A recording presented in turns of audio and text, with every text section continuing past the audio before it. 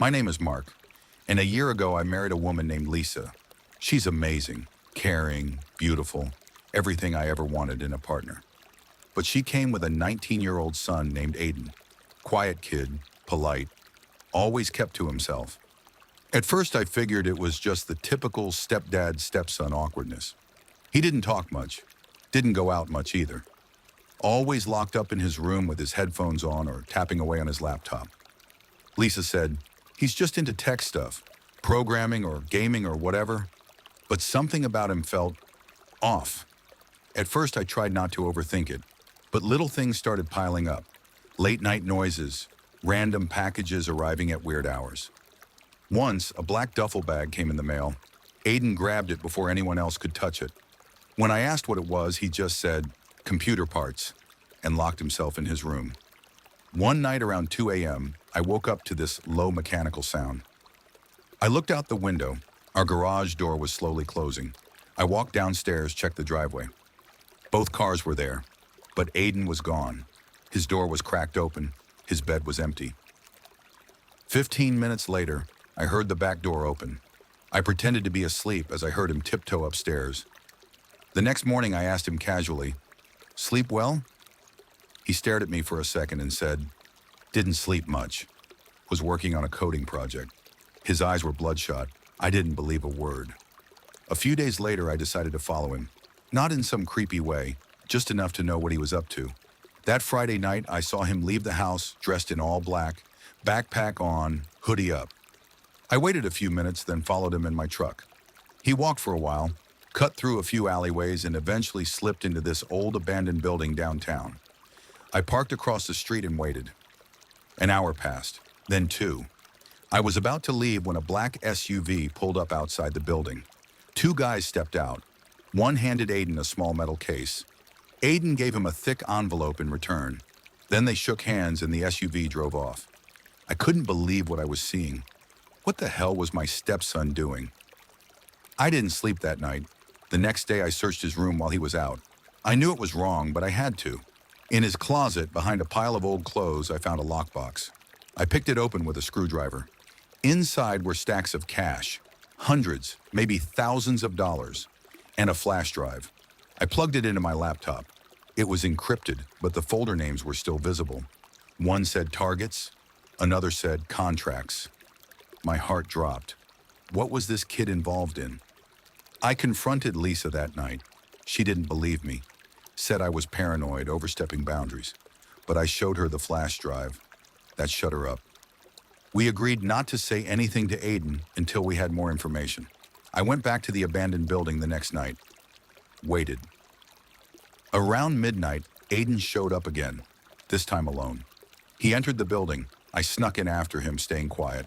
The place was huge, falling apart. But in one corner, Aiden had set up an entire tech operation. Computers, monitors, wires, satellite gear. I was blown away. He was typing fast, scanning images. One screen showed photos of men, older guys. Another showed maps and timestamps. Then I saw a live camera feed. It was streaming someone walking down a dark street. Aiden zoomed in and muttered, "Got him?" That's when I stepped forward. "Aiden." He jumped, whipped around, eyes wide. "What are you doing here?" I said. "You tell me what's going on." "Now." He hesitated, then finally said, "I can't tell you everything, but I'm not a criminal." I demanded the truth. He finally broke. He said he was part of an underground cyber vigilante group. They tracked down predators, scammers, and traffickers. They gather data, expose them, leak everything to the dark web, and sometimes to the cops anonymously. I didn't know what to say. It sounded insane, but also kind of heroic. Then he said, "I've been tracking a guy they call Ghost. He moves kids. We've been watching him for months, and I'm close, too close." He begged me not to tell anyone. Said if I got involved, Ghost would know. "He has eyes everywhere," Aiden said. I wanted to walk away, but I couldn't. I said, "You're done. This is over. We're going to the cops." Aiden looked me dead in the eyes and said, "You do that, and Lisa dies." Chills ran down my spine. "What are you talking about?" He showed me his phone. Messages from Ghost, photos of Lisa at the grocery store, at work. The guy had been watching our family, and if Aiden backed out or exposed anything, Lisa was the price. We were trapped. The next week was hell. Aiden barely slept. He worked day and night trying to gather final evidence to take Ghost down. I helped where I could, watching cameras, running errands, looking over my shoulder every second. Then came the night of the drop. Aiden set up a trap. He baited Ghost with fake data, an address, a time, a deal too good to ignore. We coordinated with a detective Aiden trusted, Detective Harris, a cybercrimes specialist who had been following Ghost for years. At 2 a.m., in an empty parking lot behind an abandoned mall, Ghost showed up. I was hidden in the truck. Harris was nearby with backup. Aiden approached Ghost wearing a wire. They spoke for a minute. Then Ghost pulled a gun. But before he could pull the trigger, cops swarmed in. He tried to run. I tackled him myself. It was over in minutes. Ghost was arrested, charged with trafficking, attempted murder, and a dozen other things. Lisa was safe. Aiden was finally free. The flash drive was turned over to the feds. His operation shut down. They offered him a role in cybersecurity, but he said no. He just wanted to be a kid for once. That was 6 months ago. Things are better now. Aiden smiles more. We talk sometimes. He's even going to college. But some nights I still see him on his laptop, fingers flying across the keyboard, eyes sharp. And I wonder, is it really over? It's been 2 weeks since that parking lot showdown, and every time I close my eyes, I see Ghost's terrified face as I tackled him to the ground. But the more I try to forget, the more reality claws back in, because nothing about this has felt fully resolved. I still wake up at 3:17 a.m., heart hammering, convinced I hear the soft click of Lisa's front door or the scrape of Aiden's chair as he slips out again. Lisa swears she's fine. She's back at work, smiling at her students. But last night, I caught her staring at her phone, her thumb hovering over an unread text from an unknown number. She brushed it off as a wrong number, but I saw the fear flicker across her eyes. And Aiden, he's quieter than ever. He says it's over, that he's done with vigilante work, done with the adrenaline rush. But 2 nights ago, I found him hunched over his laptop in the basement, screens filled with lines of code and blinking cursors. When I asked what he was doing, he told me he was patching vulnerabilities in some old scripts. Then he shut the lid and walked away. Then came the package. It was late afternoon, the kind of golden light that makes you think everything's normal. I opened the door to find a small box on the mat. No return address, just my name scrawled in messy black ink. Inside was a single USB drive taped to a folded note. Not finished. You've only seen the tip of the iceberg. G. I felt my blood go cold. G Ghost, the same initial his network used. I swallowed hard and took it straight to Aiden. He stared at the note for a long minute, eyes dark. Thought I got rid of every copy, he muttered, voice low. Guess I was wrong. He plugged the drive in and scrolled through folders named Phase 2, Contacts, Collateral. There were videos, security camera clips showing men in unmarked cars staking out our home. There were audio files, Lisa's voice, recorded as she laughed in the grocery store, talking to her friends. But then there was something new, a video labeled Mark Surveillance. I saw myself on screen, getting coffee, talking to neighbors, mowing the lawn. It felt like I was watching a documentary on my own life. Aiden looked at me, jaw clenched. They're planning something bigger, he said. They won't stop until they break us. I wanted to tell him to call the police, to let Harris handle it, but deep down I knew better. Detective Harris was quiet the past few days. Too quiet. His last text to Aiden said simply, "Good work. Call me when it's clean." He never followed up. Lisa came downstairs then. She wrapped her arms around Aiden and whispered, "We'll protect each other. Always." Her eyes met mine, filled with pleading. I nodded, even though hope was slipping away. That night, we set another trap. This time, we didn't go into an abandoned parking lot. We did it at home. Aiden rigged the basement with cameras and mics, feeding live feeds to my laptop. Lisa and I sat in the living room, hiding under blankets, as Aiden texted Ghost Network from a burner phone. Deal still on. Midnight. same place. Midnight came. The wind rattled the windows. I checked my watch. 11:59. Then the back door clicked. Shadowy figures crept down the hallway. My pulse spiked. Lisa squeezed my hand so tight it hurt. 3 men filed in. The man from the black SUV, a tall, lanky guy with a scar across his cheek, and a third masked figure I didn't recognize. They set a duffel bag on the floor. Aiden's voice came through the speakers, calm. "Place it here." Under the blanket, Lisa and I crawled toward the stairs, inch by inch. Right before they turned to leave, the scarred man paused at the doorway, turned and spoke, his voice distorted by anger and something darker. "You think one ghost killed our kingpin? You think a kid can dethrone the network? You're all dead." He pointed a gun at where we'd been hiding. My blood ran cold. I raised my hand to signal Aiden, but the feed cut out. Silence. Then chaos. A single gunshot echoed. I dove forward, threw the blanket aside, and charged. Lisa screamed. We found the basement empty. The bag was gone. The cameras smashed. And on the floor, Aiden's phone, cracked. The screen lit up with one message. "You failed." Gee, we searched for hours. No sign of the men, no sign of the duffel, and worst of all, no Aiden. I called Detective Harris until my fingers cramped. His voicemail was full. I emailed him. No reply. Lisa fell to her knees and sobbed. "Where is he? What have we done?" I held her, my own tears hot on my cheeks, but my mind was racing. I thought back to every detail. The old man in the park who gave Aiden the duffel case, the code switching in his voice when he talked about Phase 2, the way Harris disappeared right after Ghost was arrested. I realized something terrifying. We sold Aiden out the moment we called in the cops. Ghost Network doesn't forgive betrayal, even from their own. And Detective Harris, was he really on our side? Now it's day 4 of Aiden's disappearance. We've combed hospitals, jails, even eyes in the sky, but nothing. I've posted flyers with a photo Lisa took of him at his graduation. I've begged neighbors for cameras. I wake up every hour expecting to see him walking through the door. Yesterday, I found a note tucked under the flyers on the bulletin board at the community center. It read, "You want him back?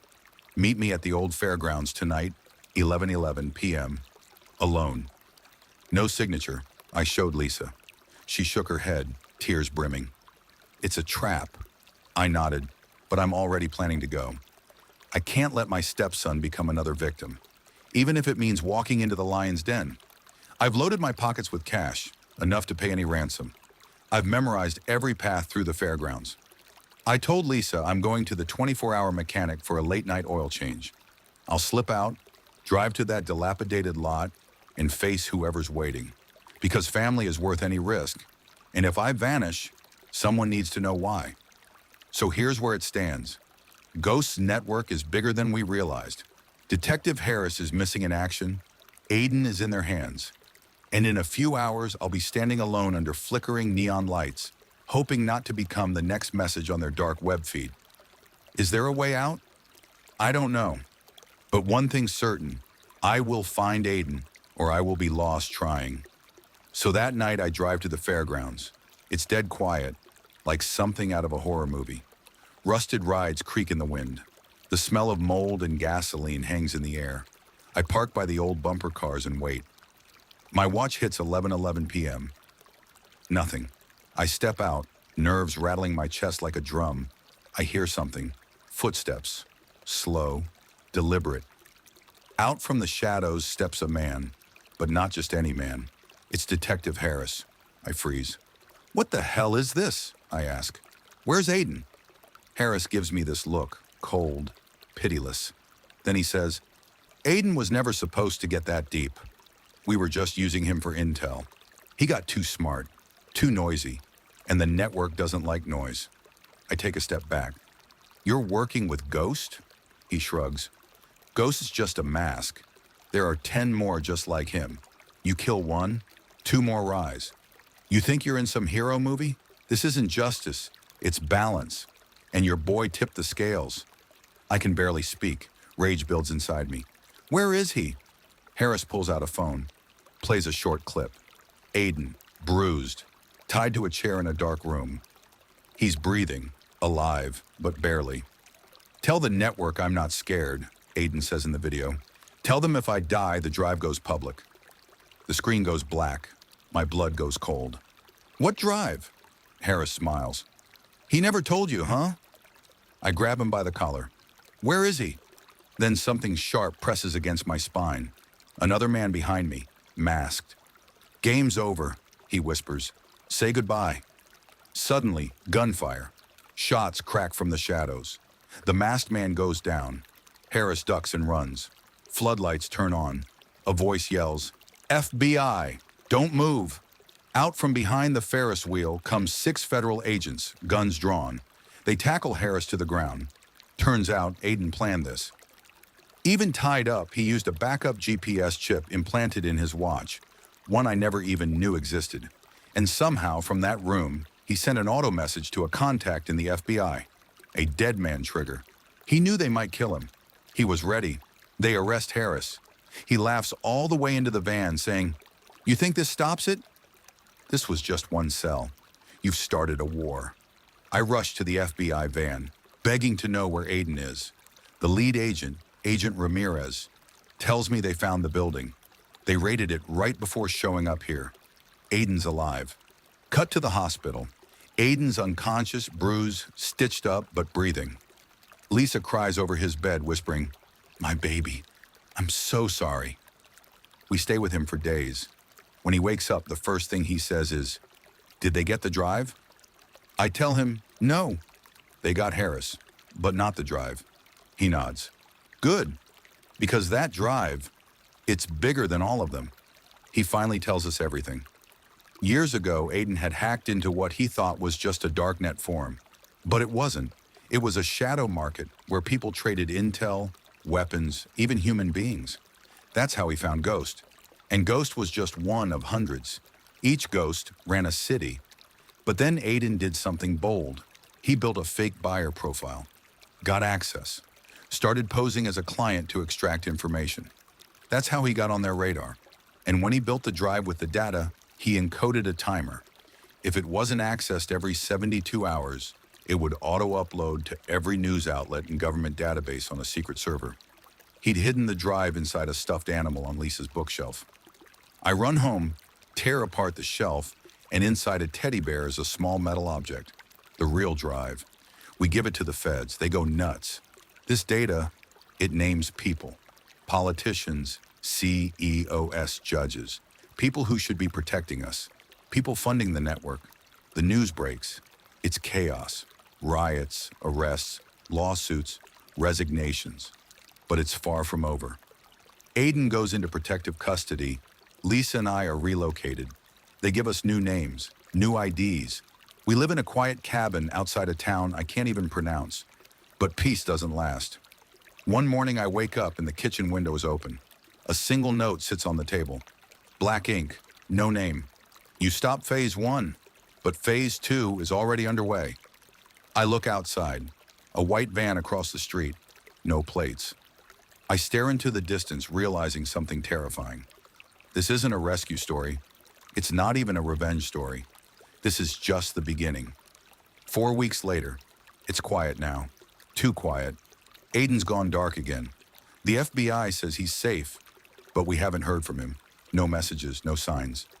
Lisa's barely sleeping. I pretend I'm fine. I'm not. Then one day, Lisa gets a letter, handwritten, from Aiden. But it's not a letter. It's a confession. "Mom, Mark, I love you both. But I lied. I wasn't just fighting the network. I was the network. At least, one of the architects. Years ago, when I was 16, I didn't stumble into it. I built it. I created the Ghost identity. I created the system, the hierarchy, the blackmail, the data. But then I saw what it turned into. I wanted out, but no one walks away from their own monster. So I faked a betrayal. I made myself the hunted.